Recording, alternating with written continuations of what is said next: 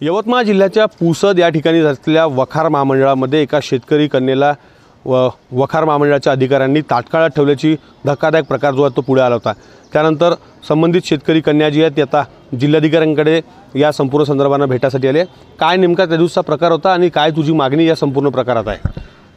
मी एका साधारण शेतकऱ्याची मुलगी असून दिनांक 6 फेब्रुवारी 2025 रोजी नाफेड केंद्रांचा खरेदी केंद्रावर शेवटचा दिवस असल्या कारणाने मी माझा पुसद वखार महामंडळात असलेले 150 क्विंटल सोयाबीन पोते घेण्या गेल्या असता तेथील साठा अधीक्षक महेश गिरी व डाटा ऑपरेटर सतीश जाधव यांनी तिथे मला जवळपास 10:30 पर्यंत ताटकाळ ठेवलं। कारण त्यांचं म्हणणं असं होतं की तेथील जे नाफाड केंद्र आहे त्यांच्या अधिकाऱ्यांशी त्यांचं बोलणं झालेलं आहे आणि माझा माल जो आहे ते 7 फेब्रुवारी रोजी ते घेतील, म्हणून त्यांनी जवळपास मला 10 पर्यंत तिथे ताटकाळ ठेवलं। माझं सोयाबीन मला परत नाही दिला आणि माझा माल मी जे मालवाहू गाडी घेऊन गेली होती ते आणि मी तिथे जवळपास तेवढा वेळ होता आणि मला तिथे भरपूर प्रमाणात त्रास झाला, फेस करावं लागलं सगळ्या गोष्टींना।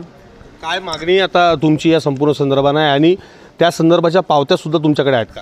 हां, माझ्याकडे सगळ्या पावत्या आहे आणि मी आता त्याचसाठी आले आहे। मी शनिवारी पण आले होते माननीय कलेक्टर साहेबांना भेटण्यासाठी, पण आज सर आलेले आहेत। आता त्यांना भेटून हे निवेदन देऊन मी सरांकडे एकच विनंती करते की त्या संबंधित जे अधिकारी आहेत 2 महेश गिरी आणि सतीश जाधव यांच्यावर कठोर कारवाई करावी आणि आमची जेवढी काही नुकसान झाले आहे त्याची भरपाई करण्यात यावी।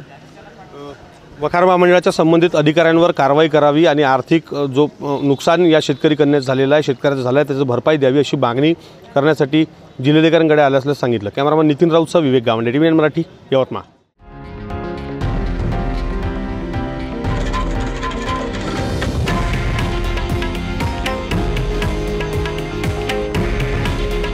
हे आहे देशातील नंबर 1 न्यूज नेटवर्क आणि आपण पाहत आहात TV9 मराठी।